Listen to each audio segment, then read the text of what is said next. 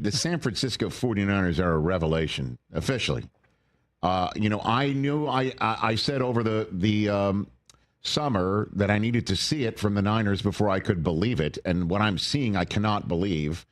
They are like the Dark Knight of Monty Python's Holy Grail, one after another, losing one limb and just saying it's just a flesh wound as they sit there in a bloody mass on the floor. And you're thinking, well, that's the way that one goes. And they are not dead. They are the opposite of not dead yet. They are quite alive right now, leading the NFC West through 5 weeks, having not one, not two, but 3 of those 5 wins being division wins, and 2 of them being on the road at Seattle and now at the Rams, which are the 2, one would think, toughest places for them to go and win. Certainly when in week 1 they're without George Kittle halfway through. They don't have Ayuk at all. We're wondering where they're going to get some of this production now that Debo is in Washington. And Brock Purdy finds a guy named Jake Tonjes in the end zone. And guess who scored another touchdown last night? Jake Tonjes. This one from Mac Jones. Ooh. And of the 5 wins of the 49ers, not 1, not 2, but 3 have come courtesy of Mac Jones. Who? Who's like the Undertaker, coming off of the mat. Let me tell you something. Mac Jones. I saw Mac Jones finish as a quarterback of the New England Patriots and be finished as such as well. I called the game in Frankfurt. You sure did. Where he threw not 1, but 2 footballs directly at Indianapolis Colts to the point where Belichick's like, we've got to zappy this guy. And they did. It was the Bailey Zappi show after that, and yada, yada, yada.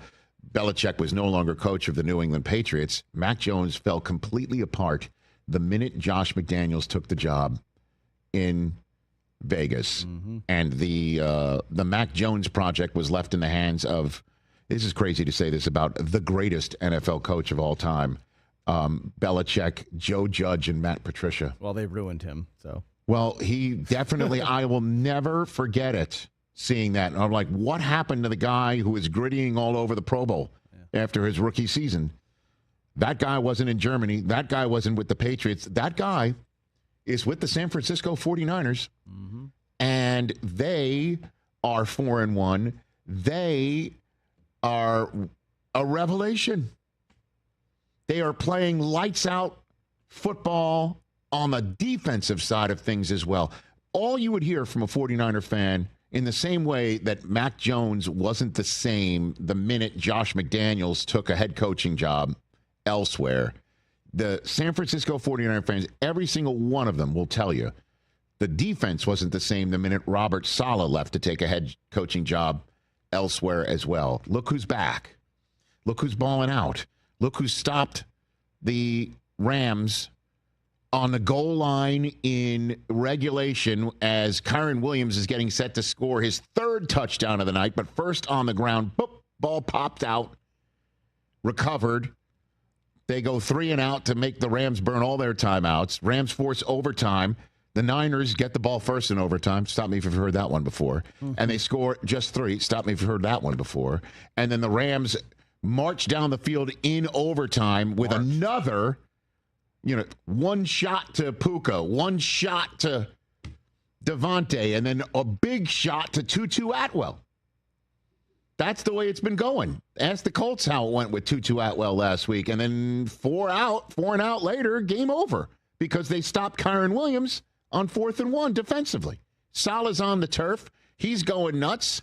The entire crowd's going crazy because Brockman sold his tickets, and so did Del Tufo, I'm sure. Everybody's real fans. I mean, the SoFi is a secondary ticket market for the 49ers every time they come down here. And it was the Niners' house after all. And we got to stop looking at this team as, they're about to fall apart. Even though they did against the Jaguars at home just 4 days before. This was a Stones win. This was a gut check win. This was a win that obviously Kyle Shanahan is proud of, and he was proud of Mac Jones getting it done last night. I was real impressed. He played his ass off, man. Was unbelievable in the first half. Got banged up a little bit there in the second half and battled through it and protected the ball. Going against that defense and throwing the ball that many times and not having a turnover and protecting like he did, I can't say enough good things about Mac. 33 of 49 for 342 yards, 2 touchdowns, a passer rating of 100.9. Ballin'. Second most completions and pass yards in a game in Jones's career. His 6 passing touchdowns in the first 3 games with the 49ers have tied Jim Plunkett for the most passing touchdowns been a Niners player in his first 3 games of the team. Christian McCaffrey's all over the place, 30 touches. Dude. So they, short week, they're like, screw it. We're going with Superman. 22 carries, 57 yards, 8 catches, 82 yards, and a touchdown. He's unbelievable. And then the Rams turnovers. My guy, Blake Corum, took one right off the hands on a flip play. Yep. The Kyron Williams one was an absolute killer. I would love to get this stat. The number of teams that have fumbled on the 1-yard line in a football game. What is going on with that? And then gone on to win. That's a tough one. Cardi had a rough night. Another blocked extra point. Dude, another blocked kick for them. A field goal, but he at least got one at the end. I thought they were going to block that one too, and then we wouldn't have overtime. Yeah. So Mac Jones stepped to the podium to talk about the inevitable question that always happens whenever there's somebody who performs well as a backup quarterback. It's the higher register question of like, well, maybe you should be the regular quarterback around here. Mac Jones about taking the gig.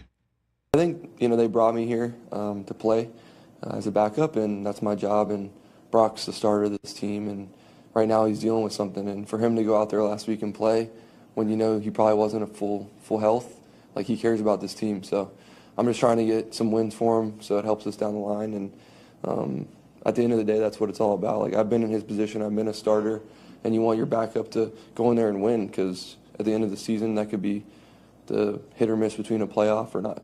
He's unbelievable, man. Nice jacket. Nice jacket. Radio audience, half of it red, half of it black. Don't ask any questions, but Harvey Dent is an outstanding backup. That's right. Two-Face. All right. Good one. Who wore it better? Tommy Lee Jones. Who wore it better? Who wore it better?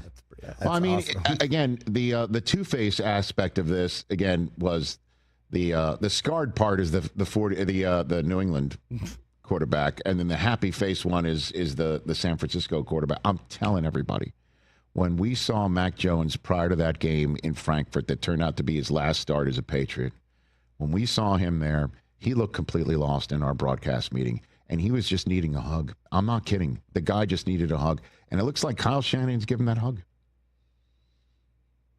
And one thing that is not going to happen here, if Brock Purdy is healthy, is Mac Jones is the quarterback there. What he is basically doing is putting on film and everybody to say, I'm the next Sam Darnold. That's me. Next year's job. I'm next year's hot free agent. Yeah. He's one of the 32 best quarterbacks in the NFL, hands down. Well, what he's dealing. He's confident. He's hitting a back foot and throwing. He knows where to go with it. The number of times he hit Kendrick Bourne last night, I forgot. I can't remember. That pass to Tongas for the touchdown, when you watch that, just like, boom, bam. Like, what a great throw. Jamar Chase wishes he had Mac Jones. Career high 10 catches, 142 yards for Bourne. Most receiving yards in a game by a Niner since Brandon Ayuk last year. But he's not the starting quarterback. And listen, I understand the Niners are the absolute avatar in the National Football League of what a mess the quarterback situation is while they go to the Super Bowl at the same time. What a mess, man. Jimmy G's, what are they doing with going ahead and drafting Trey Lance? Oh, God, when are they going to put Trey Lance in? Oh, God, that's when they're putting him in? Oh, God, they can't trust him. Oh, God, they got to get Jimmy Garoppolo back. Oh, God, it's now Brock Purdy's time. Oh, God, we're in the Super Bowl. It's unreal. So now they signed Purdy to all this money. Mac Jones is doing what he's doing, and I'm sure there's even one person who's in our studio that's sitting here saying, why pay him all that money when you could just do it with Mac Jones? Well, it's too late now. Money's already been paid. It is too late. What are you going to do? And the fact that maybe Purdy didn't look that good against Jacksonville is he shouldn't have been out there yet. Because when he played Purdy. Or, like I was saying a year ago, you could have made Purdy play out his last year, decide if he's the guy or not. Oh, wait, we already have a guy.